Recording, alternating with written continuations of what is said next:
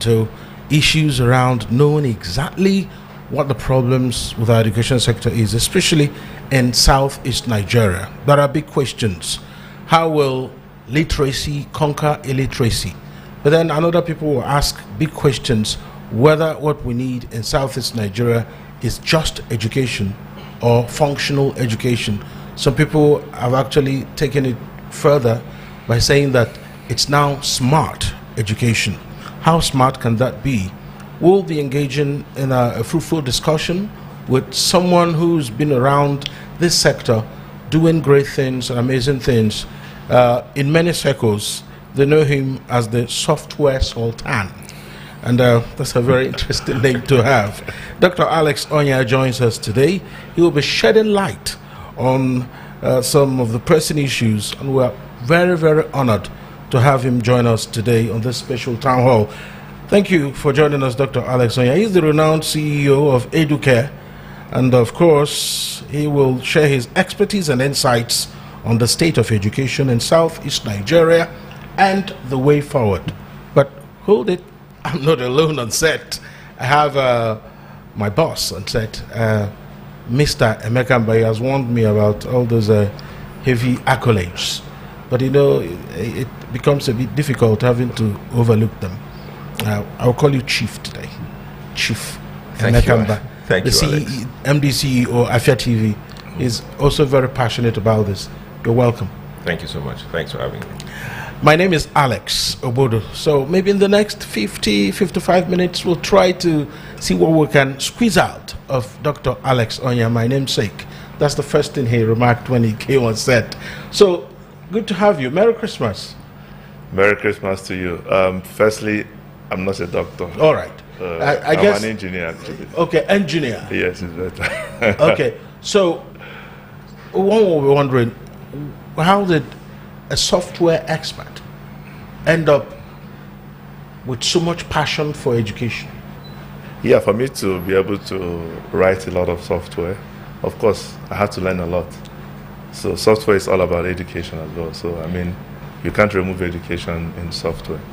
Just I have to say, you know what, let me focus more on the niche that helps to solve like the critical problems in our own education. And I mean, luckily we've done a lot of amazing job in that space. Yes. So at what point did you embrace that passion of education?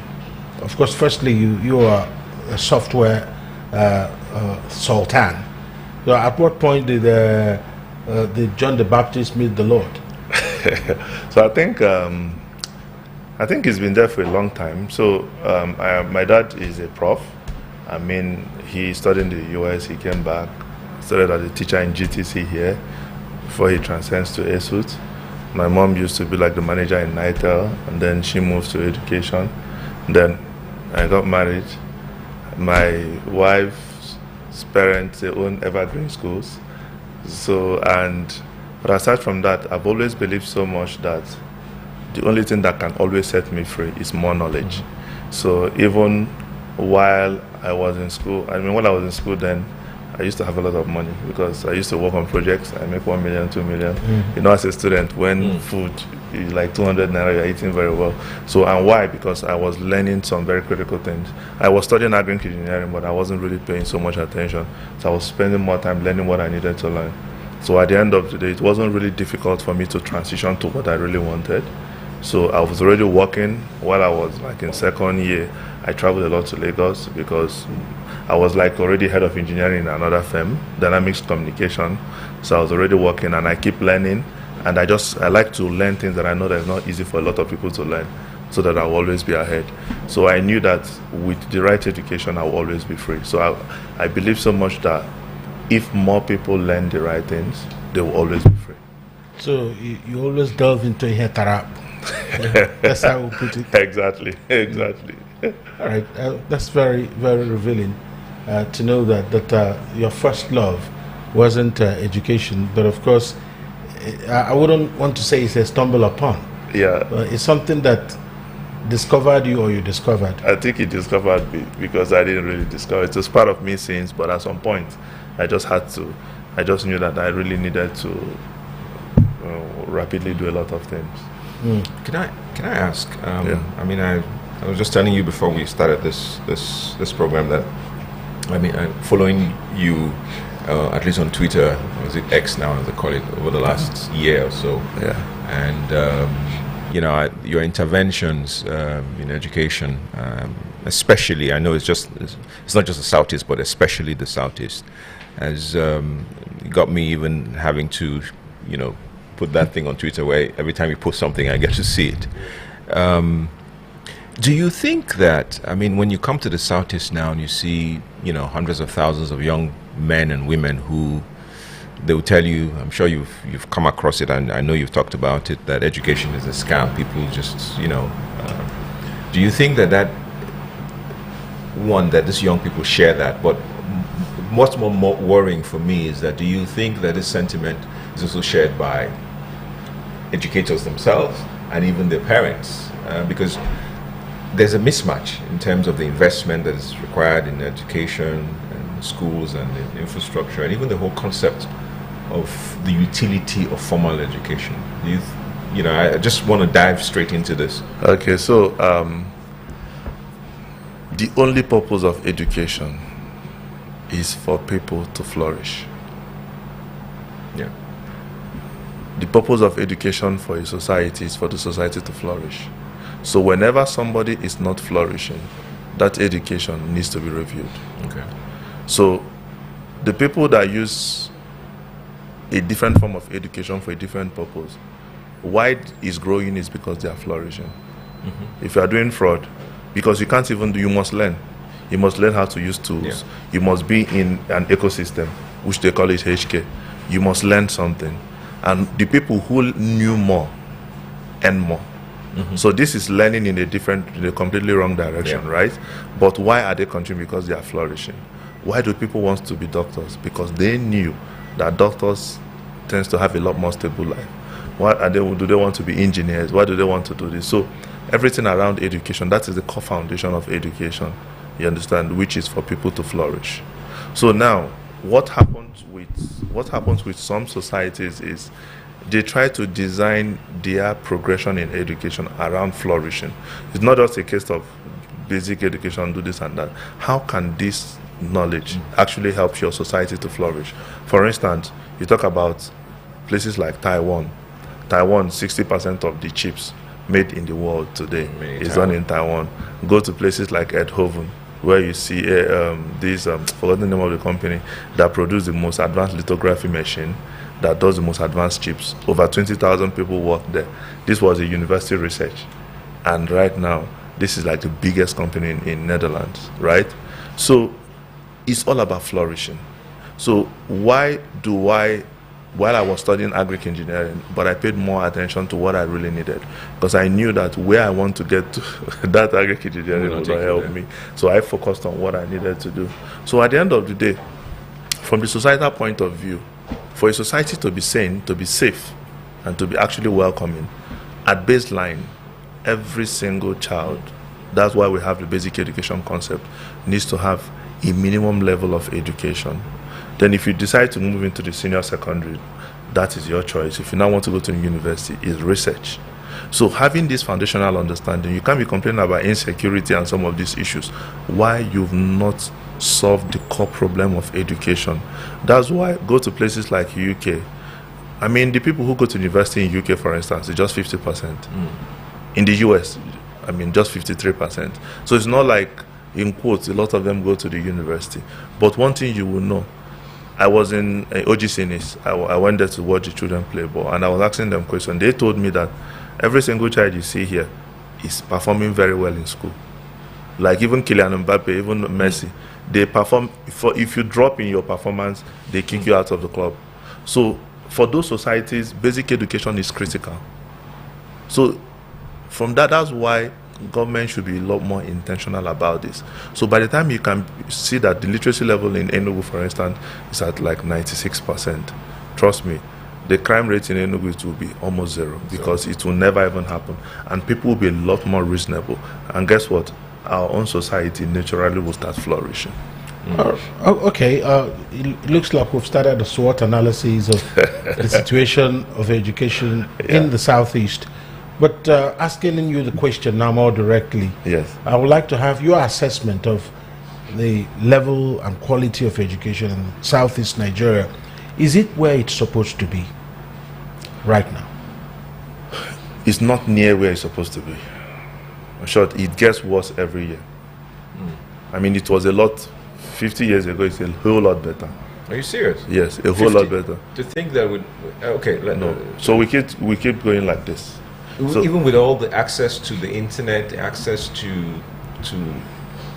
all the modern facilities that we have, are you telling me that education standards has gone down? The standard has gone so down. So what you see now is a lot of private schools popping up, and fortunately we work with almost all of them, and I see what they do. I know at the heart of almost every top private school in Nigeria, for instance, I know every single thing they do. And I mean, a normal school 500, like a big school 500, 600, maybe see 200, 150. And at the end of the day, maybe their total numbers in quotes will be like 30, 40,000. And then the real population is around like 500,000, 1 million. So that means the percentage of people that get near quality education is just less than 1%. Oh, wow. So that means there's already massive crisis. So we are running a research right now, and we are in every single place. In all the 95 local governments in the 5 states in the southeast. And because why did I choose to do it? I don't believe so much in UNESCO data and UNICEF data. I believe that they do a lot of random sampling, if you understand a little bit about research. But I want to how we can get close to something near accurate. You can never get like a perfect accurate data, but near accurate. So that's why we have to start going deeply to see what is happening. I have seen the state of the schools. I have seen the state of the teachers. I have seen the state of the students. Things are really, really, really, really bad. And you think that the future is going to be better, the future is going to be way worse.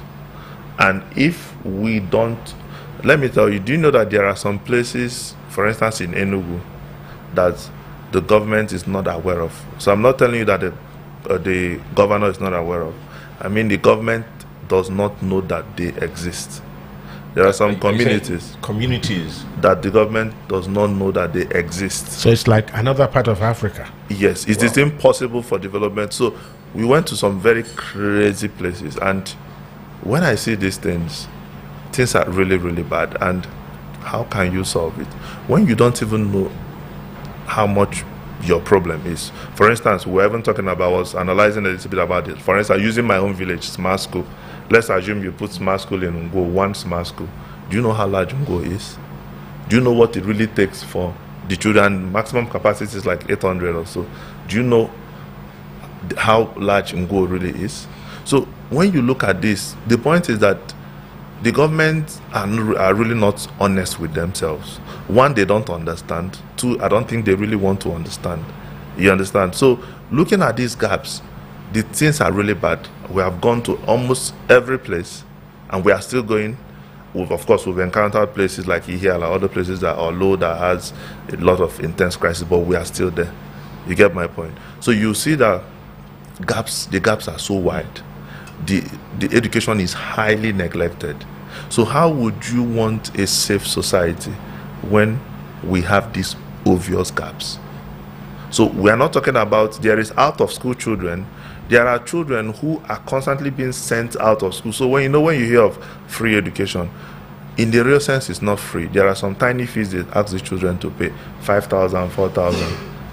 The number of people sent out of school because of those fees are much more than the number of people who are not even in school at all. Wow. So these are the things that you may never know. I keep getting reports every day. Out of school is 30, sent out of school is 305. You can see the wide difference. So this is what we see, and you may never know that children are actually being sent out of school. You're talking about the poor quality of teachers, talking about their trainings, and these are the same people that you want to be able to lead this society tomorrow. So at the end of the day, when they continue with the norm, there's nothing in their head. So the only thing that they want to express is the same error that they saw the other people do. So that is why sometimes you try to advise government, there's no way they can't because they don't know. So let me get this straight. I mean, because you are basically the man on the ground. You know, and anyone I think the way to describe you is that anyone who's serious about education should know you. I think because you've put yourself out there and you've gotten a lot of criticism. I've seen. There's a place you went to one time, and I think it was in Abia State. You posted something, and I saw the backlash you received from a lot of government people who they always work for me. So I'd like to ask, though. Yeah. You know, in your analysis, it sounds pretty gloomy. You know, I don't know, Alex. It sounds gloomy because I'm a pretty hopeful person. But I'd like to know, in terms of, if you look at the whole ecosystem, where would you put your finger on as the critical source of all this gloom and doom as far as education is concerned? And where would you say, or what factor, or what within the value chain or within the ecosystem would you say, if we fix this, we'll begin to see a turnaround? Okay, so I think the biggest problem for me right now is neglect. Neglect. Yes, neglect is large. If you remember when you were in school, probably your classmate was the governor's son. Yes. If you remember. Yeah, so definitely. At the end of the day, I mean, governor cannot have his son in your school and they will neglect it. There is no single governor in Nigeria right now that's tried something at some point, but he had to take these kids out because they said they kidnap or security. You can't find them in any of the public schools, including our own governor. You can never find it. I'm sure his children are even in the UK. So now, I'm talking about governors, they're even too large. Let's even talk about the local government chairman. Let's even talk about even the councillors. Probably you will never find their children even in any of the public schools. In the same public schools that they superintend. Yes. So when you don't have your egg in the game, unfortunately, you can't fake it. You can't tell me that you are trying to change something where you are actually truly not interested in. So that is one of the biggest problems. Because of course, why did they have to take their children out? Is because they feel this is not the standard they want to train their children. Because one of the best form of investment every parent does is actually their children, right? So that is one. Secondly, because of neglect, they don't know a lot of things. They don't even value education that much. So because of course their children are out there, I mean, there's nothing else. So I was talking to somebody recently and I was asking the person, we were just discussing, one of those people in charge. So, and he was telling me that his budget for education is like 1%. So really, so he was trying to be honest with me, like why they have to. He's focusing on roads because that's basically what people see. So I think it's important for them, much more important for them than every other thing, and then the rest. And I felt really bad. I mean, I can't do much, but you can see that the focus and the intentions are really far away. So that neglect is the biggest thing. When you start seeing change is when you see a leader who is intentional and interested, just like Peter B when he was the governor. He may not achieve a lot in different order, but if you see somebody who is intentional and interested in education, that is the core foundation. You start seeing a lot of changes. I know a lot of things that can be done, just like it happened in Singapore. When the Lee Kuan Yew started the whole revolution, one of the things he did was, he said, okay, you know what? How we are going to fix our education is, let's invest heavily on institutions that train teachers. So they knew that if they can solve that gap, the quality of teachers that will be coming out are going to be top quality.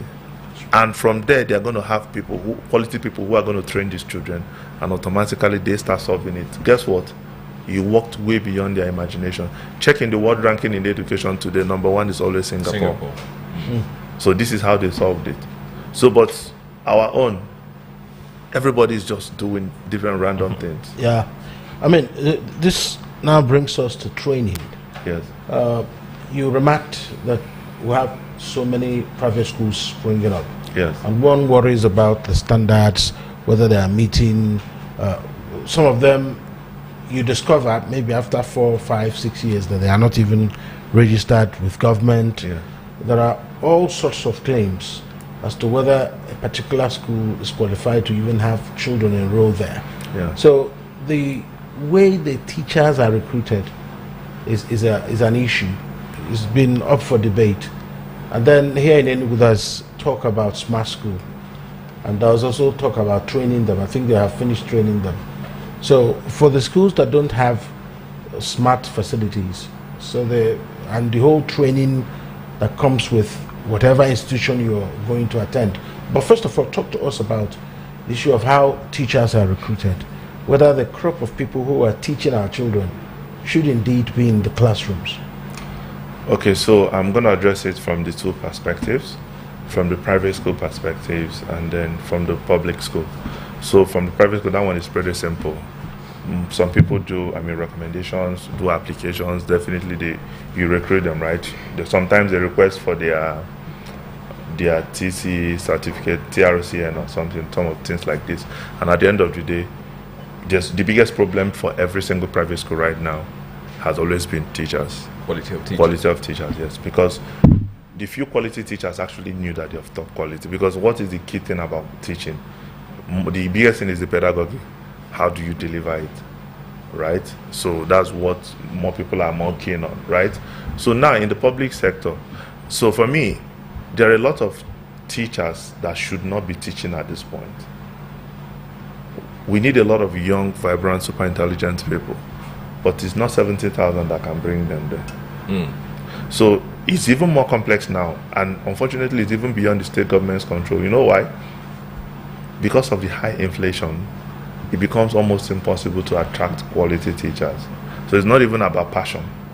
So it's even more complex than they think. So having those old, outdated people use the same routine, trying to teach them what they will never learn, because when you talk about 21st century learning and some of these things, it becomes even more difficult.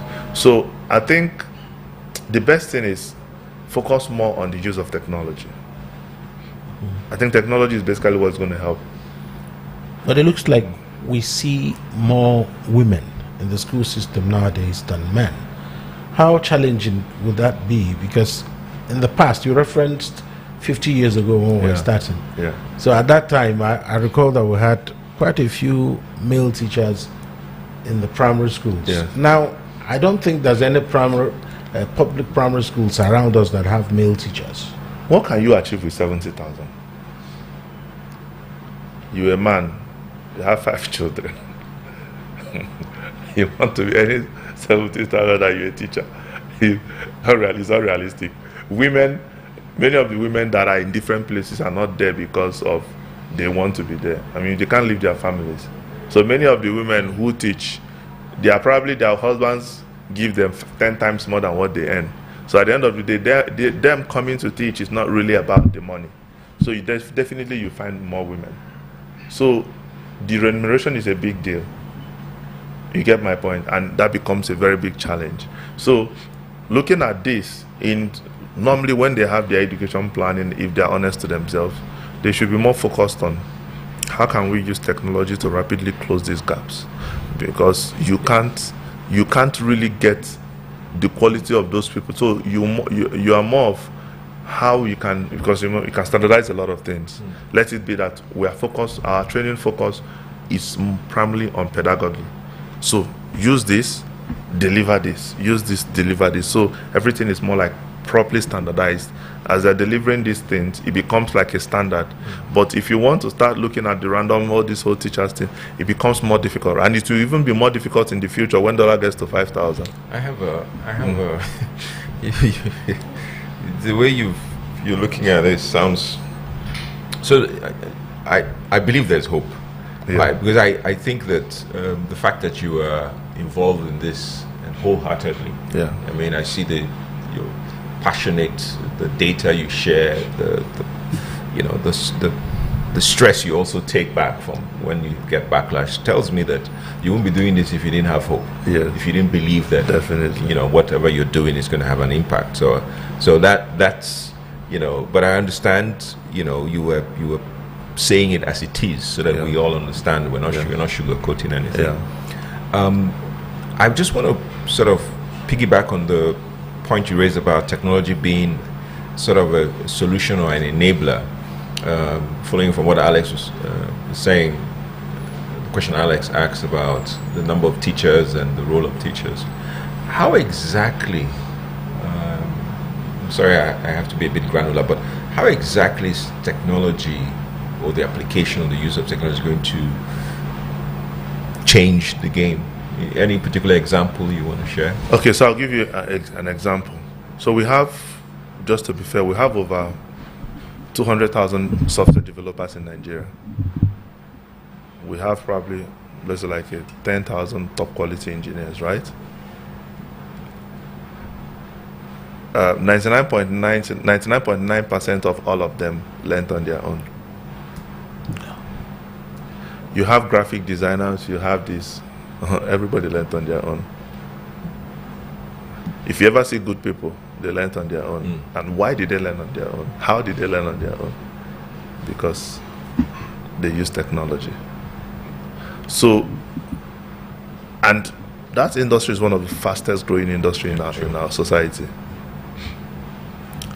For the younger ones, that's why primarily our learning environment must be conducive. It is a base requirement for learning.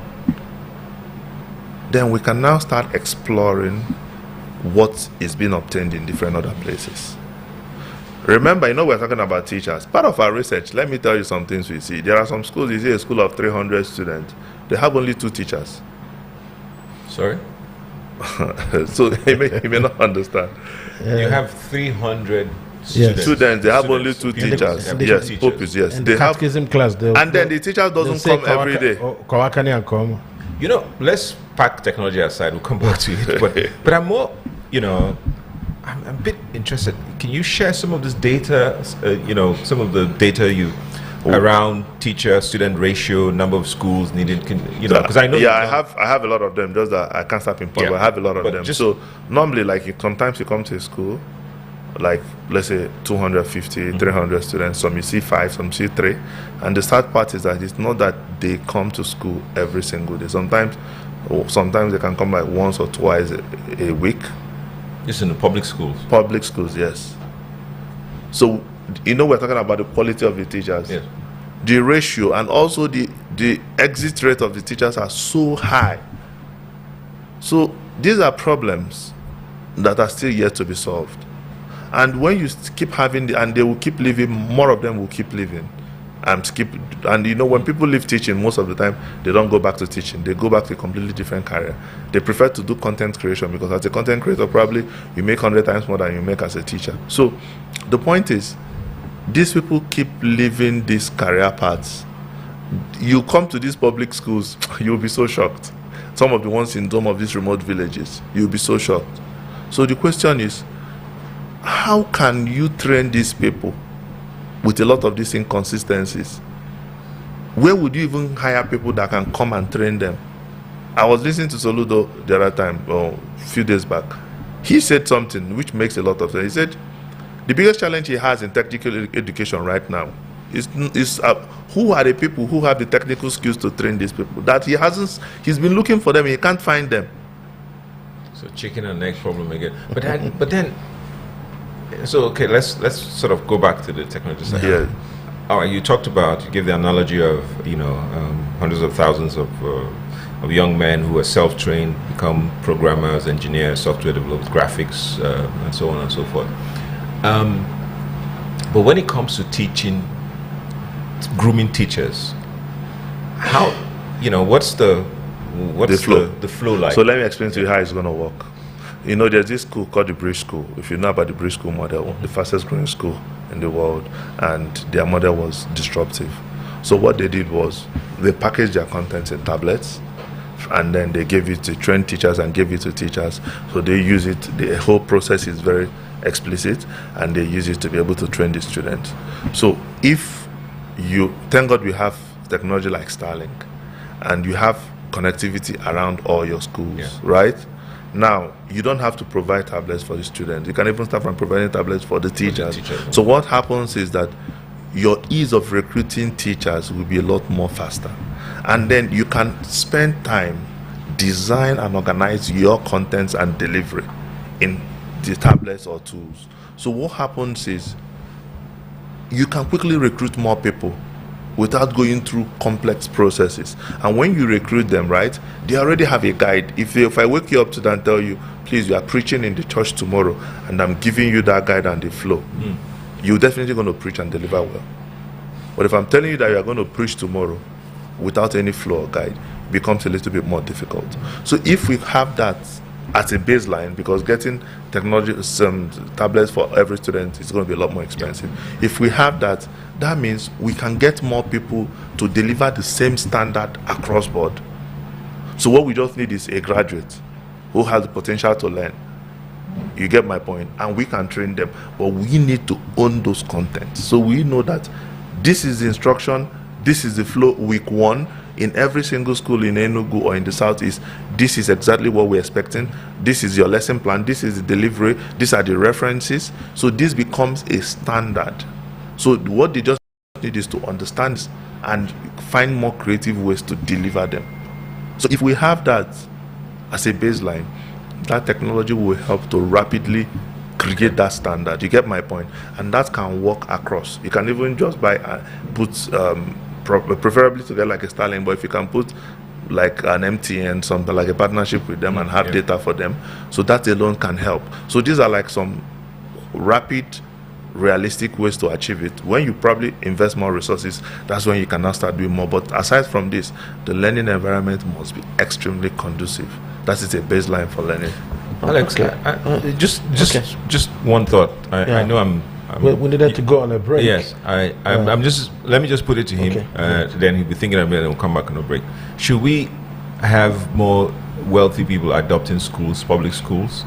Is that something you want to think about? And then also, how do we make it easier and create the incentive structure to make it more fun for young people to want to be teachers? What are the ways in which we can do that? So, Alex, maybe should we?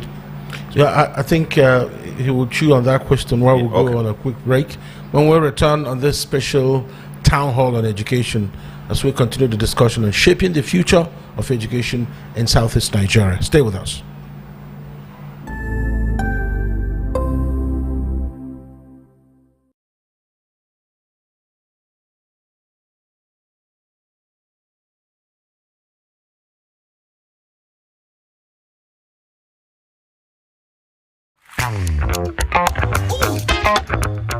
Time check, it's 2 p.m. and it's time for us to vibe, chill, and relax. Ladies and gentlemen, welcome to Lunch Break on Apia TV. So Lunch Break is all about the music, it's all about fun, it's all about entertainment, it's all about entertaining gossip and stories from social, it's all about the latest trends, it's about what's lit, it's all about the games with our guests, and yes, in general, I like to say it's all about the vibes and vibes only.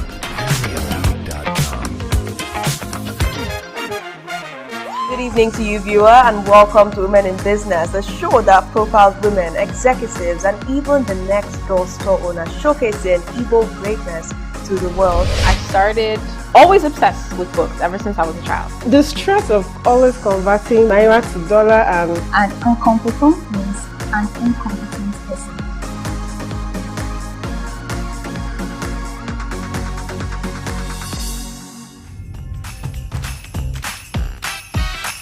But why won't I be happy? Not just because it's festive season. It's moments of friendship and 60 million reasons to love. Small Pepe!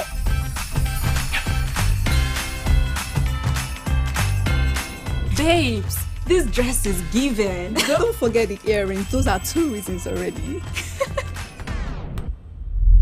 The best reasons will make your heart beat faster. Come on! And make every laugh worth it. It's all about holding hands, sharing and enjoying happy times together. Have more reasons to be happy with Naija dramas, football, and more smiles on DSTV this festive season. DSTV, your home of entertainment. Find amazing treats for everyone this holiday with Showmax. Celebrate like a champion with soccer. Very well taken. Find your festive inspo with our masters of style. That's what I'm here for. Embark on a fun-filled global adventure. Here we go. Share jollof moments with family and friends. My son, the most handsome. And enjoy some truly royal spoils. I want the power to control what happens in my life. Only on Showmax, because everyone deserves a holiday treat.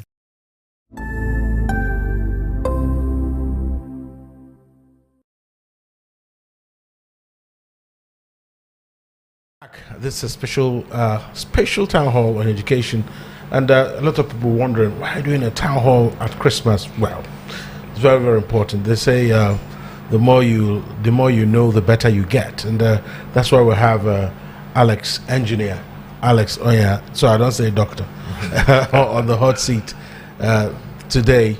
And 2 questions from Chief Emekamba to you.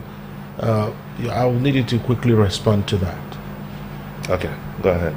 Yeah, I don't know whether I still remember the question. Well, so let me ask. recap. Thanks, Alex. I was like, before I went on the break, 2 questions I wanted, just a quick recap is, should we sort of encourage more wealthy people to adopt schools, since government clearly cannot fund everything? And the second one is, how do we make teaching cool again? How do we make it so cool that young people want to, come back to learn, to want to be teachers? So for me, for the rich people in quotes, I think we need to figure out how we can attach a clear, strong benefit for like them. A tax benefit or something?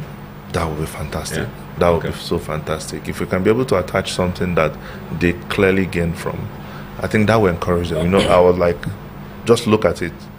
If I tell you that I'm setting up a school that can train video editors, photographers, and content creators and journalists, would you be interested in investing? Definitely, yeah. Good.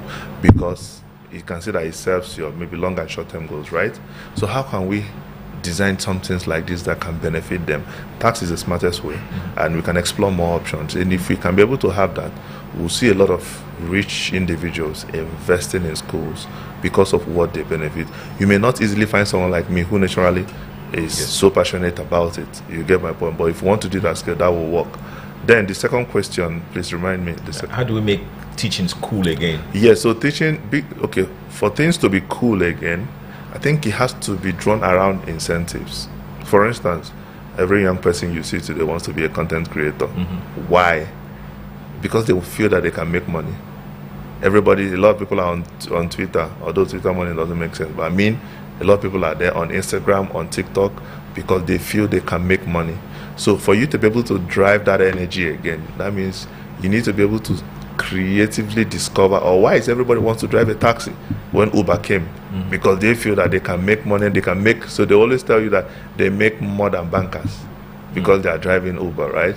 So how can we create something, maybe something have never been created, or something already existing somewhere, that can help teachers earn a lot? So for you to earn that much, you probably must be a practicing teacher. Let's say, for teacher. example, I'm a teacher, I'm teaching in St. Gregory or Waite Primary School or whatever. Yeah. But let's look at this incentive that if at the end of each graduating year a certain percentage of my students pass very well, I get X benefit from the state government. Excellent. I get more, if the pass rate or the grade 1 rate in, say, CIC is so good, all the teachers get a X amount of money and the best class teacher gets.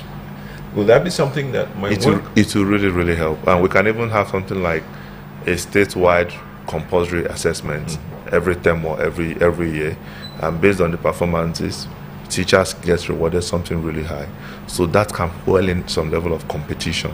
And you see a lot more people get interested in teaching, not because of what they pay them, but because of what they can get. There's this award that they do in Dubai, the best teacher award, that they win $1 million. So you see how passionate teachers are. So if we can have state government design such programs that make sense, right, you will see a lot more people get into teaching, a lot more people become passionate, not because of what you are paying them, but because of what they hope to get. Yes, I think those kind of things can really, really work. Okay. So another thing that I would like us to look at is the curriculum development. Okay. Because here you mentioned earlier about the prevalence of private schools. Yes. And then a lot of them will tell you British this, Montessori that. There's a lot of sweet talk about the style they use in teaching. Yes. Some of them sing and dance, some of them dance and sing, some don't dance and sing at all. Yeah. So is there a possibility that there could be some kind of harmony? Or is it normal for each school to adopt the style that works for them? But what's the role of government in this? To make sure that there's some kind of uniformity in the approach that the schools are using to impart some knowledge on the children. Okay. So for the curriculum development, actually, let me start from the private point. As a private school, you are dealing with clients, and you have to meet your client expectations. So a client expects to see their 3-year-old read and maybe write. And every single school is trying to look for what to combine and how to combine to make because their baseline expectation is that the 3-year-old must read at that point. And if my 3-year-old cannot read, why am I wasting millions in this school? So they have to walk around meeting their clients' expectations. So that is why you see them adopt some components of British, some components of America, some components of Finnish, and then they also have the Nigerian blend, and they definitely have to obey the regulations. So there's almost no two schools in Nigeria, private schools, that does the same thing. There's almost none of them. You see there's always some tiny difference. Just to pick up from what Alex said, I think I read somewhere that when the colonial people came, the target, the philosophy of educating us, their subject was so that we could work for them as clerical officers and all kinds of things. The kinds of education. I remember when commercial school was, I don't know if you're aware, there was a time we used to call commercial school secretarial, just to learn how to type and so on and so forth. Then, of course, we had the universities and from Ibadan, Soka, and so on and so forth.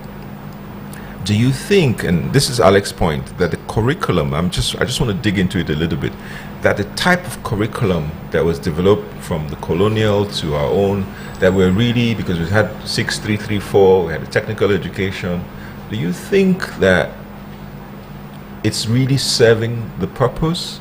Because even now, with internet, with YouTube, my daughter's education, to a large extent, she does everything on YouTube, is always on. Do you think that education is serving the purpose of, or will serve the purpose of a modern society like we want to be? So, I was actually coming today, so I just talked a bit about the private point. We have this organization, which you probably may know about, NERDC. Yes. So they are the one in charge of developing the curriculum for our schools, right? That is the most useless organization we have in this country, or one of the most useless organizations. The last time our curriculum was reviewed was 15 years ago. Every single year, there are budgets for this. Every single year. NERDC is Nigerian Education Research Development Commission. Yes. I have to intensively engage them this year. They said they have reviewed the curriculum. They announced it, I think, in November or so. I mean, October. I'm not so sure of the day. I'm yet to even see the new one. And for you to even develop those kind of curriculums, you should have been able to engage a lot of people. Yeah. You did not engage anybody, right? I don't even know what they worked on. So they didn't. There was no public hearing. There's nothing. I think they just did their own thing the way they wanted to do it and everything. But the biggest problem is countries because at the end of the day, once the curriculum is tight, you have some minimum standard in the society. Yeah. But you see that these people are not interested. So you are only seeing people who probably want to steal more money. And that really, really upsets me. Because when I realized that we really, really need to put in a lot of pressure on this NERDC. They need to work with a lot of stakeholders. We need to review this curriculum, and we need to bring out something that can help us forge a future ahead. Can I ask, because yes, as someone, I'm sorry, Alex, I'm not, no problem. You know, I just follow-up question. As someone who's been in, because I'm about to go, I can do role on our government. Yes. So, is it possible that part of the challenge is that stakeholders, interested stakeholders, are not engaging, are not putting fire to these agencies of government that whose responsibility is to ensure that our curriculum is fit for purpose? You know what I mean? You are doing this job. I mean, you're probably an outlier. You know, shouldn't there be many more organizations and interested stakeholders like yourself, even PTAs, saying, look, when was the last time you reviewed, NERDC reviewed its curriculum, given the age of AI? I mean, look at where we're going. That someone will stay on this thing and do AI and use AI to learn and to do all kinds of things, solve problems. Is it also that we ourselves as a society, we're reneging on our own responsibility to engage these people and expect them to do what they are paid for to do? Yeah, you know, because of the way the government is structured, most of the people you see there are just appointees. It's really not based on qualifications or maybe competence. So a lot of them are not doing what they should do. Few people like us who are putting in pressure, I mean, we have limits of what we can do. Most of the time, we just have to use our own resources to do whatever we wish. But the real people that are at the helm of the affairs, firstly, many of them are not the right people to be there. Secondly, they are not even qualified. Thirdly, they still don't understand the direction. Every single year, I move to several countries, and whenever I go there, I'm interested to see where are we heading to in terms of learning. Where are we heading to in terms of education? People are talking about quantum computing. Yes. People are talking about the most advanced form of chips. People are talking about the new model of holography. People are talking about all kinds of things. Here, we are still not even sure. Imagine a country whereby we are still debating if somebody went to school or not. I don't know if you get me. So when those kind of things becomes something that you debate in a country, just imagine how the education system in that country can be. So the point is that these people there, we need to, because this is, it forms like, for me, I see it as the heart of of our own society.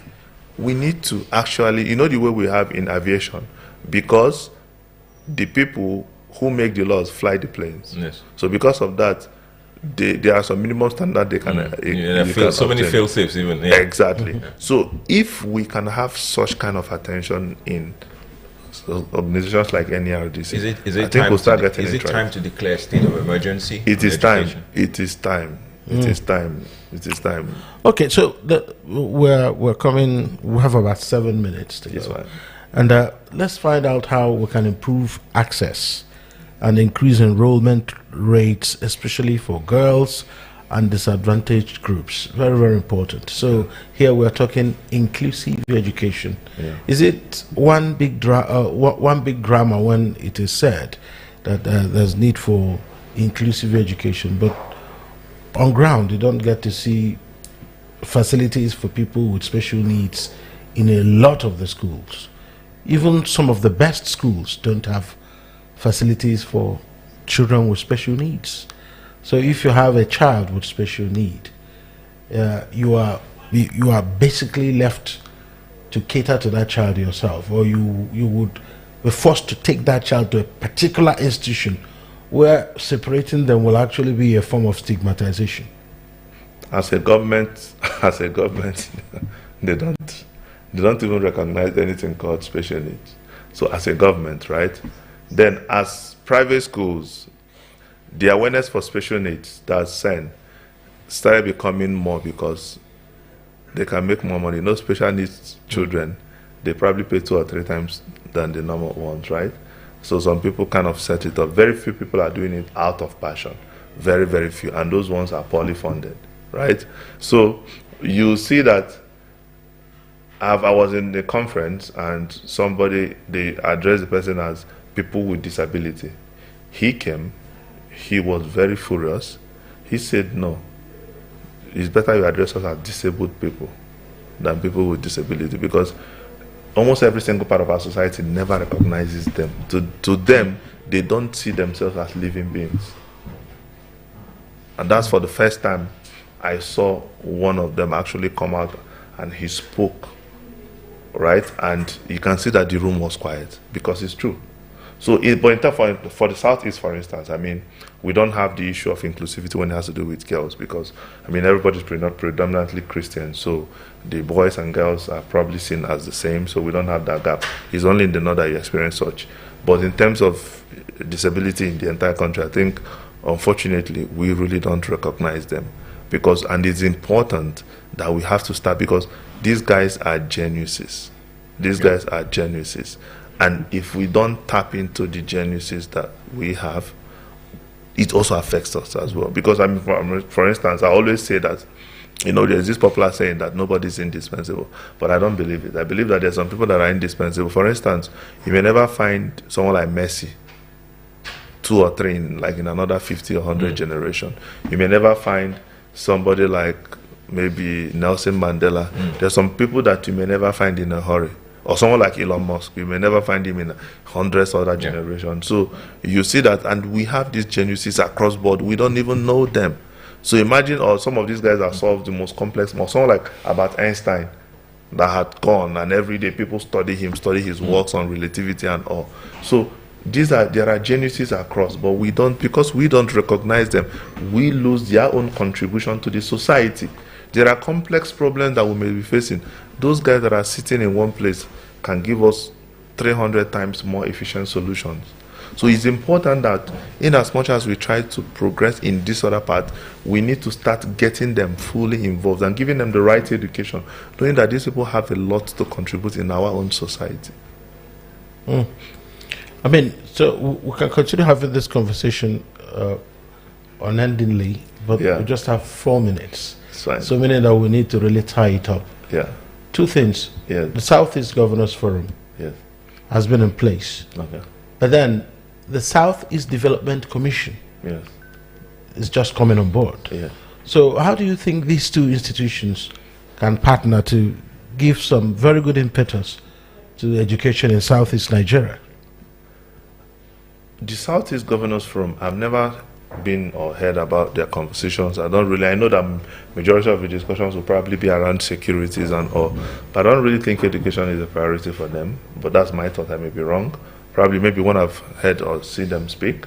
Then in terms of the Southeast Development Commission, I'm really not excited about it, because I still feel that, I mean, it's probably going to still be the same thing. So I have zero expectation on them. I mean, we have NDDC for the other place. But shouldn't you be advocating that? Since, I mean, the thing has been set up, they have a few billions or hundreds of billions, depending on who you ask of. I think I heard 300 billion or something like that as your budget over the next 2-3 years. Shouldn't you be advocating for, like, as educational activists, to say, okay, at least 20% of your budget should go to educational related? I call it like a bias, with the government, that their talks are usually fruitless, let me use the word, or unfruitful. I mean, so what happens is, most of the things I do, even with them, I don't like. That's why anything that has to do with them giving me money on anything, I cancel it. I don't want any financial relationship. So I always tell them, this is what I recommend. I will think if you want to do it, do it. It's important for you. So if they finally find it worthy or figure, because sometimes one of the things I've seen is, you are discussing with them, their interest is, how can they make money from much more money from this? So if they can't really see it, they will never progress with it. That's my big problem. You did something for our physics professor. Yes. A few months ago on his birthday. Yes. Thank you. I just want to, personally say thank you for that, because Professor Okeke's work is, is someone and I thank you for that. Thank you so much. And yes, I really, Prof is somebody that I so much admire family, and I feel that we have these exceptional people in our society, and unfortunately, we don't recognize them. Yeah. So, and I had to say, no, you know what? The government, yes, you may not want to recognize them, but we will ensure that at 83, let him see that the 50 million people whose your work have impacted, one of them still sees value in you. Thank you. Yeah, and I'm really happy that we were able to achieve it, and Prof is forever happy. He says he always tells me that 10 more years have been added in his life. That's wonderful. That's what it is. Jamuman. Yes. All right. We have to thank you so much. I nearly said doctor again, but I remember it's engineer Alex Onya, renowned CEO of Educare, and he's also known as the Software Sultan. Thank you so much for accepting to take our questions for 1 whole hour. Thank you. It was quite interesting. I didn't even know that 1 hour had passed. Yes, and thanks to my boss, you had to, cut short all your Christmas preparations just to be on this seat. Thank you. Thank you so much. Chief Thanks, Alex. Thanks for having me. I don't want to add the doctor. All right, so I don't get a memo. All right, and that's it. I mean, if you missed the live stream, don't worry. You can still watch this on Afia TV. The dates will be out there soon for you to really be a part of it. My name is Alex Obodo. It felt really good doing this. Until next time, it's goodbye.